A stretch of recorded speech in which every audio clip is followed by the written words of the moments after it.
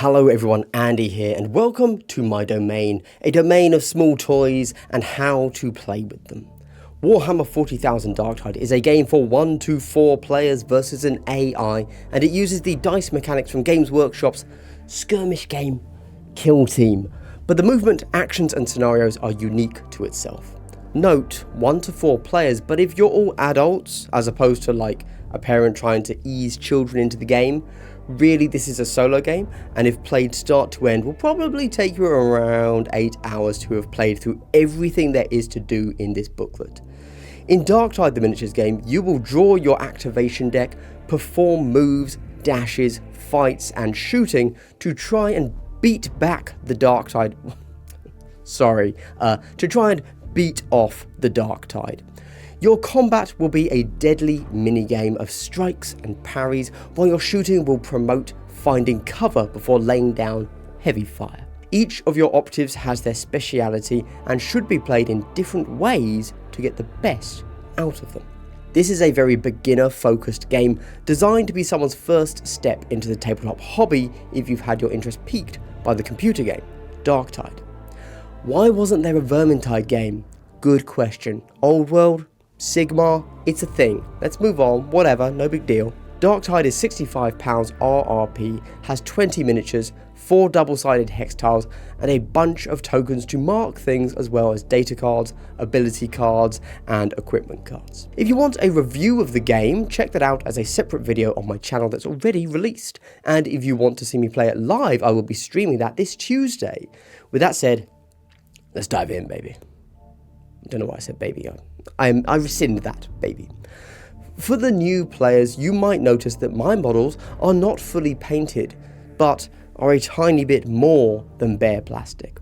I call this my board game level painting, and it's mainly because bare plastic doesn't show up well on the camera, but fully painted isn't how the models arrive when you buy them, and I wanted to show you how it all kinda comes out of the box. Painting models is a great part of the hobby that for many is actually the sole reason they collect models, and it's why we call it the hobby instead of the game. They don't even play the games, they just think the models are cool, which they are, so I get that. For this board game style painting, I simply covered every model in a thin paint called Nuln Oil, and then ran a large brush over them in a technique called dry brushing with a green and a blue paint I had lying around. If you want to know more, simply search YouTube for painting tutorials. It's a whole genre unto itself, but not on my channel, because I don't paint, bro. Let's get to the game. The goal of Darktide is to complete the mission. This can be kill all enemies, transmit data, open doors, etc. There are 5 missions in the book which have names taken from the computer game, but for this learning video I'm going to set up a single board that could show off everything we need to know to play the game. Pick out the appropriate boards, lay out your heavy and light cover hexes, set up the Darktide models, that's all the green ones to clarify, and their spawn points. Then we decide how many heroes we want to take into the mission and place them on their deployment hexes. We are supposed to take 4, and each one should be controlled by a different player. But, as I'm the only one here, doing my best to pretend I'm mentally stable in my content creation purgatory room, I'm going to play all 4. The Darktide is never controlled by a player, but by AI, or behaviour, as written on their cards, which we will cover soon, don't worry. When creating your heroes, you give them 2 pieces of equipment and 2 upgrade cards. These are things like grenades, psychic powers, better weapons, etc. Let's take a quick look at the board. These red hexes are heavy terrain and we can't move through them. They also block line of sight, which we'll cover when we shoot. These yellow lined hexes are light terrain, and if you move through the yellow line, they minus 1 hex of your movement, but they provide cover when you're in the hex or adjacent to it and the line of sight goes through the yellow line. Each game of Darktide has 3 rounds. These 3 rounds take place on different board setups, with each round having different objectives. For example, Mission 5, Contamination. In round 1, all of the enemies start dormant, and you need to sneak past them for as long as possible before activating the objective. Round 2, again you start sneaking, and the goal is to kill all enemies on the map. And round 3, you have a long corridor to run through before having to activate the objective again. This gives every game of Darktide the feeling of a longer, connected mission going through different board setups and objectives each round. With that explained, we start the game in the prepare phase for this tutorial round. The kill zone is set up. In round 2 and 3 you have the option to loot, heal or scout, with every kill team operative still left on the board, but not in round 1, so we skip it for now. We then deploy on any of our green deployment hexes. At this point the activation deck is created. Every model put on the board has a specific activation card. We put our 4 heroes in, and we put the Mobian Gunner, 4 Poxwalkers and the Mobian Chieftain in. Give it a good shuffle. Nice. We then go to the battle phase. Here, you draw from your activation deck and perform 2 actions.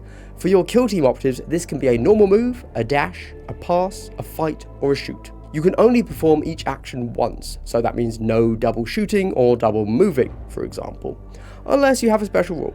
Special rules always override generic rules. Darktide models have the same actions, but what they do is dictated by their behaviour tree. The first card we draw is a kill team operative, and we choose the Veteran. He is going to move into his light cover and then shoot. Moving is as simple as you'd hope. Every operative can move 3 hexes. The only restrictions are that you can't move through a heavy terrain hex, and if you cross over the yellow edge of a light terrain hex, it costs an additional hex to make that move, and you cannot have 2 models in the same hex. That's it. While we're talking about moving, the other type of move is a dash, by the way. This follows all the same rules as a normal move, but it's only a single hex. This means you cannot move over a yellow edge with just a dash. With our Veteran having moved into place, he chooses to open fire on the scarily close Poxwalker.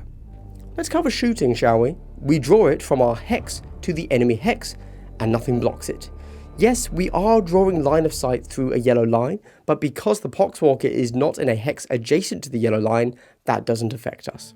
We will get a clear shot. However, if we were trying to shoot the gunner over here, our line of sight would conflict with this heavy terrain hex. If your line of sight goes through or along a hex or hex edge that is heavy terrain, you can't draw line of sight. To make our attack, we look at the stat card. The number of dice we roll is the A number, A for attacks. In this case it's 5. So we roll 5 dice, needing 3 or more to hit. Any dice that are a 1 or a 2 we discard. Any dice that are 3 or higher we keep. And any 6s we keep separate because they are critical hits. The enemy rolls their defense. Defense is always 3 dice, and all Darktide have a defense of 5+. For every successful defense, remove 1 of your attack dice. You need a critical defense to remove a critical attack. Now we can apply damage. For every crit left in your attack pool, you do the amount of damage on the right. For every normal dice left in your attack pool, you do the amount of damage on the left. This Poxwalker gets scrambled and is removed from the board. Back to the activation deck, and we draw the Mobian Gunner with Grenade Launcher. Looking at his data card gives us his behaviour. He wants to shoot, but currently his line of sight to everyone is blocked, so can't. Going to the next behaviour, he wants to move and then shoot, which he can do. The rules for how exactly he moves is you want to make the best possible move to hurt the kill team operatives, like best possible, do the most damage. So he will move to the side, get into light cover, and then shoot the Zealot. Now clearly, he could shoot either the Zealot or the Veteran, but as the Veteran is behind light cover, he would get a bonus to his defense, being able to automatically save 1 of his defense dice. So the more dangerous option is to shoot the Zealot. This works in exactly the same way as the Veteran shooting attack. The only difference will be that the Zealot needs to roll a 4+ on their defense roll because all of the kill team operatives have better armor. The Zealot takes some damage, and we mark that on their datasheet. Delightful. Back to the activation deck, and we get another kill team operative. This time we're going to activate the Ogryn and move him adjacent to the Mobian Chieftain. Then we're going to fight. Now fighting is one of the great aspects of Darktide. Both fighters roll their attack dice simultaneously. That's the number of dice of the attack value of the weapon they're using. Same as with shooting, anything below their hit number is removed from their attack pool. 6s are crits. We then alternate our fight dice, going back and forth, deciding if we want to strike or parry, starting with the model who made the fight action. That means the Ogryn gets to go first. If I strike with a normal hit, I deal the left damage. If I strike with a crit, I deal the right damage. If I parry, then I remove one of my opponent's hit dice. To keep this interesting, I use my crit to parry his crit, because only crits can parry crits. This immediately removes one of the dice from the chieftain. The Darktide can only ever strike, never parry, so the Ogryn takes 4 damage from a normal hit. This means the chieftain is now out of dice, so with nothing to parry, the Ogryn will hit twice for 8 damage. We continue to draw activation cards until we run out. As we went through, every time we drew a card that was one of our Darktide that had died, we simply removed the activation card for it and drew again. Think of running out of activation cards as a turn ending. When the turn ends, check the board for anything that should happen when you come to the end of the activation deck. Typically this will be your Darktide spawn points spawning. In this case, a Mobian Guard spawns. So we add that card to the activation deck, then we shuffle the activation deck. And that begins what I'm colloquially calling turn 2. And that is how to play Darktide the miniatures game. If you like this video, if it's helped you, spread the word. Enjoy.